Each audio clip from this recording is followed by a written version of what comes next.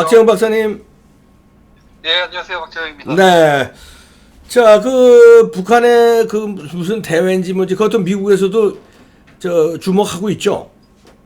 예, 지금 가장 뭐 한국에서도 그렇지만 미국에서도 주목하고 있는 게 김정은이 그 당 중앙위원회 이 전원위원회를 지금 2일차 회의까지 했다. 여기서 그 김정은이 가장 중요한 말은 게 공세적 조치를 강조를 했다. 이 얘기가 나오는데요.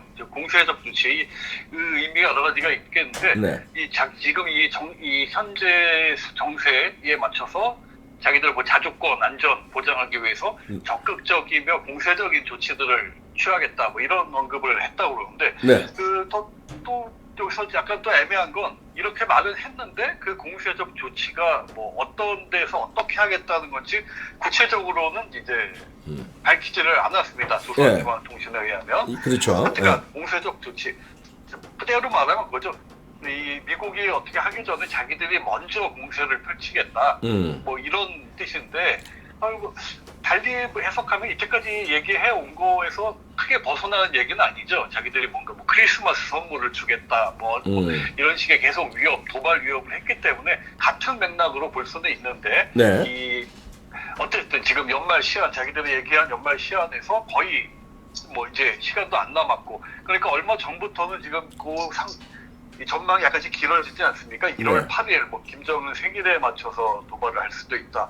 더 뭐 2월 김정일 생일까지 갈 수도 있다. 이런 식으로 계속 지금 그 전망 그 기간이 길어지고 있는데 일단 이 미국에서 보는 거나 한국에서 보는 종합적인 거는 이 ICBM 발사 등으로 그 한참 북한이 도발하던 그 2017년 이전 소위 그 뭐 화염과 분노 시기 이때로 돌아가는 그런 문제를 지금 중앙위원회에서도 논의한 게 아니냐. 그러니까 예전 같은 그 구도로 다시 돌아가서 뭔가 좀 더 이렇게 강경 노선을 걷겠다 이런 쪽 그렇게 예상이 되고 있는데 일단 연말이 지나갈 경우에 그래도 미국의 관심을 지금 안 하고 있는 게 1월 8일 김정은 생일에 맞춰서 또는 2월 중순 김정일 생일에 맞춰서 뭔가 도발. 근데 가장 이 도발의 가능성이 높게 보는 건 직접적인 ICBM 발사보다는 어떤 이 위성 발사나 이 ICBM에 이용되는 핵 연료 실험 이 정도를 지금 가장 가능성 높게 보고 있다고 합니다. 그래가지고 미국도 상당히 지금 이걸 주시를 하고 있는데 그래서 북한 인근 지역 남한 쪽에서 계속 정찰 비행을 하고 있죠. 미국이 정찰기 동원해서. 그래서 그 정찰 비행하는 수준이 미국하고 북한하고 거의 그 전쟁 가능성까지 논의되던 2017년하고 이제 유사한 수준으로 활동을 하고 있다 이렇게 알려졌는데 어쨌든 한국도 그렇고 미국도 그렇고 김정은 여러 무기 시험이나 이런 거에 대해서 어떤 징후가 나타나고 있는지 상당히 지금 감시를 강화하고 있는 상황입니다.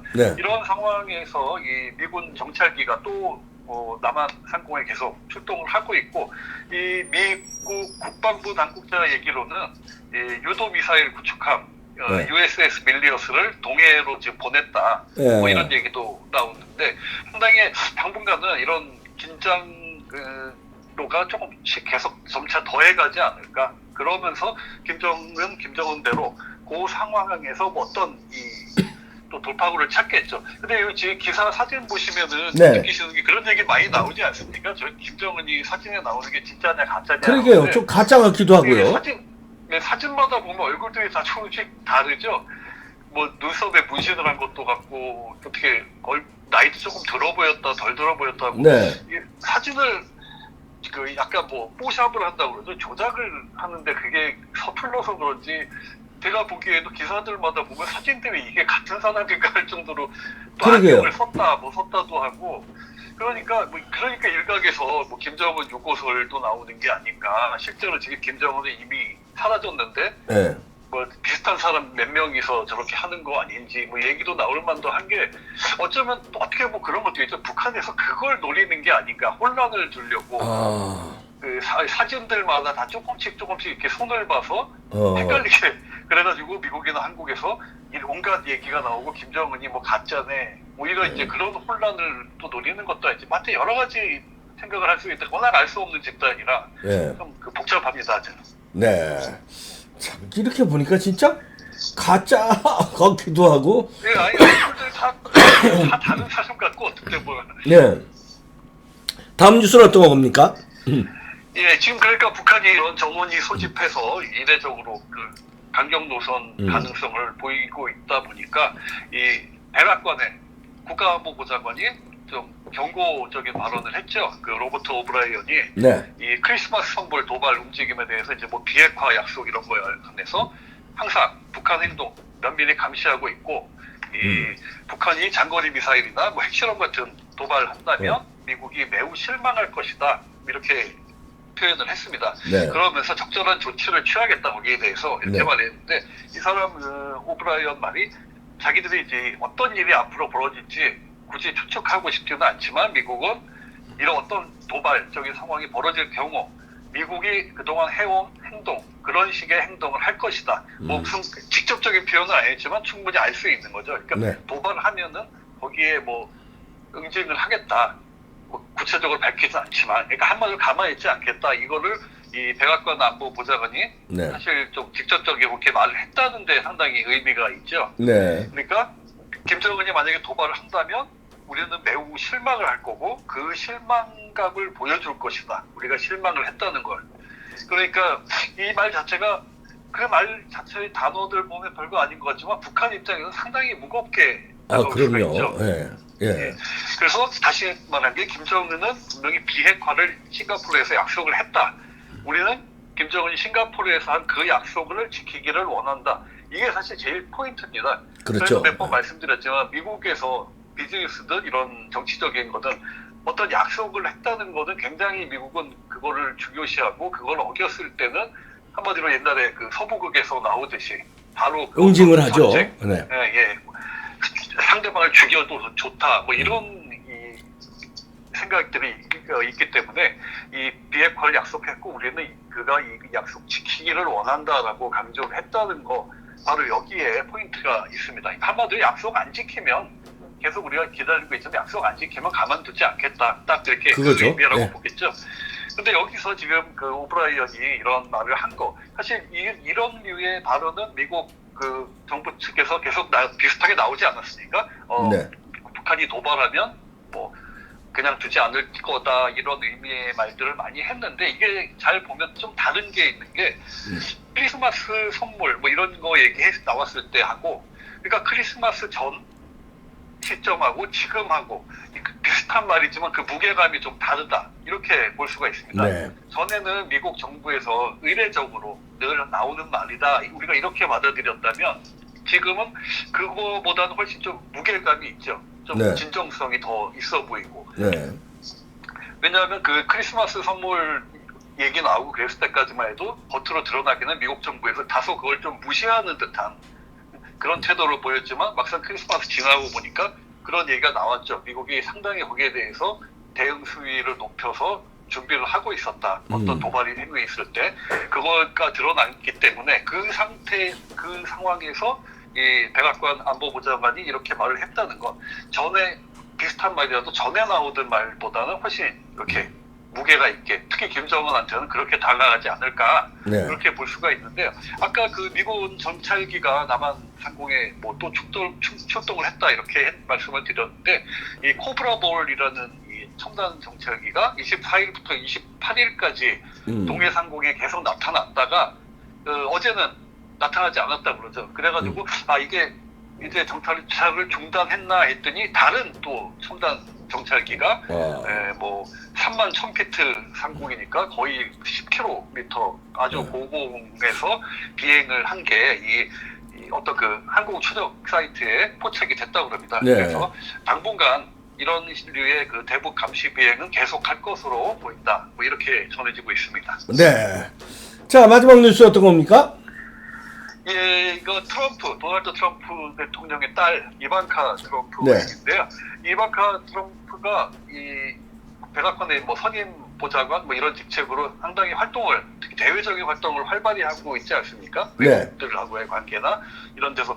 그리고 뭐 전에 평창올림픽 때도 미국 대표로 왔었고, 이 호불호가 상당히 갈리지만 이 공화당 지지자들이나 이쪽에서는 인기가 상당히 많죠. 네. 그래 오죽하면 나중에 대선 후보로까지도 거론될 정도로 상당히 그 인기가 많은 그런 사람인데, 그러다 보니까 이제 주의가 집중이 되면서 CBS 인터뷰, 일요일날 나오는 방송 인터뷰에서 얘기를 한 게, 네. 이제 트럼프가 내년에 선거에서 재선을 할 경우에도 계속 이 백악관 선임보좌관 일을 할 거냐 얘기를 했는데, 여기에 대해서 명백하게 밝히지를 않았습니다. 아하. 자기는 일단 아이가 셋이 있는데 자녀 셋의 요구, 아이들의 필요, 이거에 가장 중요하다. 그러니까 자기는 무엇보다 아이들과 그 행복을 최우선으로 움직이기 때문에 그게 최우선순위고, 자기가. 네. 그러니까 자기의 결정, 자기가 대학관에서 계속 일을 할 것인지 아닐지는 그 아이들 문제가 가장 크다. 뭐 이렇게 얘기를 했다 그럽니다. 예. 그래서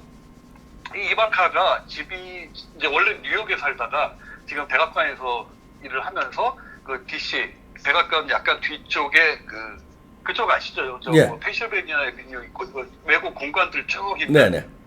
예, 그쪽 바로 그 뒷길 상당히 고급 주택가에 집을 얻어가지고 렌트로 지금 네. 살고 있는데, 자식 교육 같은 문제 때문에 좀 불편함이 많은 모양이에요. 네. 뉴욕에서 원래 다니던 학교가 있는데 또 뭐 주로 뭐 자기들 원하는 사립학교에 보내자니 그 학교가 이쪽에 없고 뭐 여러 가지로 좀 복잡해서 말을 못하고 있는 모양인데, 네. 일단 이 이방카는 백악관 선임보좌관으로 만약에 트럼프가 재선이 된다면 그 일을 계속할 가능성은 낮아 보이죠. 왜냐하면 좀 더 뭔가 중책을 맡지 않을까, 트럼프가 재선에 성공을 한다면. 전에도 그 UN 주재 대사로 이 이방카를 밀려고 하다가 뭐 뜻을 이루지 못하기도 했고, 여러 가지 좀 그 아주 중요한 직책에 보내려고 트럼프가 거의 노골적으로도 얘기를 했었는데, 네. 그 백악관 선임보좌관 수준이 아니라 좀 더, 심지어 뭐 국무장관 얘기까지도 어이구, 보니까 네. 예, 뭔가 좀 다른 일을 맡지 않을까. 그리고 또 이방카 못지않게 그 남편 제라드 쿠시너도 네. 상당히 활동이 많죠, 백악관에서. 네. 그러니까 이 사람도 어떤 이 다른 뭐 좀 중책을 맡지 않고, 일단 재선에 성공하면 별로 유권자가 눈치 볼 게 없지 않습니까? 그렇죠. 네. 자기 딸하고 사위 주호연 자리에 앉혔다고 비난받을 것도 좀 신경을 덜 쓸 수 있으니까 네. 그렇게 볼 수가 있는데, 뭐 어쨌든 지금 이방카 트럼프는 이걸 안 해도 자기 그 사업체 원래 뭐 그쪽에서 상당한 그게 규모가 있었고, 그리고 뭐 그 쿠시너 남편도 완전히 그 부동산 재벌이죠. 엄청난 지금 지금도 뭐 수백만 달러 수입을 올리고 있다 그러니까, 뭐 하여튼 이거 어떤 일을 할지는 뭐 미국 사람들이 관심을 가지고 보는데, 이 얘기가 또 제가 왜 하냐 하면은, 네. 일각에서는 딸하고 사위가 백악관에서 저런 요직을 차지하고 저렇게 일을 하고 있는 거에 대해 상당히 안 좋게 보는 시각도 많지만, 또 그런 시각도 많습니다. 이방카 자신도 충분히 본인이 능력이 있고 본인 능력과 중요한 역할에서 무리 없이 현재까지 이 위치를 수행을 하고 있고, 뭐 여러 가지 그렇고 있기 때문에 굳이 뭐 그걸 비난할 일이 아니지 않나. 네. 뭐 이런 시각들도 많은데요. 사실 뭐 법에 어긋나서 지금 저 자리에 가 있는 것도 아니고, 본인 능력껏 잘 하고 있으면 그 자체로는 뭐 크게 비난받을 일은 아니라고 저도 그렇게는 보는데, 네. 사실 한국이 문제죠. 한국은 뭐 대통령 친구 자기 절친 당선시키려고 저런 그 울산시에서 그런 짓들을 벌이고, 지금 청와대 뭐 비서관들 보면 전부 거의가 그 어디 대학 총학생회장 출신들이죠. 그렇죠. 보면 그 리스트 보면 가관인데 거의 전국의 웬만한 대학 총학생회장 시기들이 한 명씩 다 와 있는 그런 무슨 운동권 동창회식으로 그렇게 청와대에 조직하고, 또 뭐 대통령 딸은 그 아버지 임기 중에 이민을 갔다가 또 뭐 몰래 돌아왔네 어쩌네 뭐 하고 다니는지도 모르고, 또 뭐 박원순 아들은 어떻습니까? 또 그 문제 되니까 자기 와이프 유학 가는데 영국으로 딱 도망가가지고 아버지도 자기 아들 어디 있는지 모른다 그러고, 재판 나오라고 그래도 5년 동안 어디 있는지 알 수가 없다. 이런 짓들을 하고 있는 거에 비하면은 100배 낫지 않습니까? 예. 대학교에서 자기 능력과 일 잘하는 거. 그럼요. 진짜 좀 뭔가 좀 그런 좀 추잡한 모습 좀 이제 좀 그만 봤으면 좋겠습니다. 새해에는. 네. 아유, 박지원 박사 고맙습니다. 네. 예, 감사합니다. 네, 워싱턴 DC의 박지영 박사였는데, 아이고.